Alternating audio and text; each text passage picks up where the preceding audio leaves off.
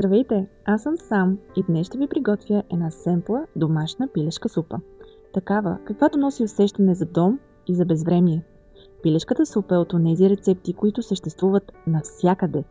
В Италия, в Източна Европа, а в еврейската кухня често е наричана натурално лекарство. Векове наред хората вярват, че помага, когато си болен. И честно казано, това не е само традиция. Топлият бульон хидратира, парата успокоява, а бавно готвеното пиле и зеленчуци подхранват тялото. Но повече от всичко пилешката супа е грижа. Това е ястие, което някой приготвя за теб, когато имаш нужда от утеха. Запържваме пилето, добавяме зеленчуците, оставяме да къкри бавно, обезкостяваме месото.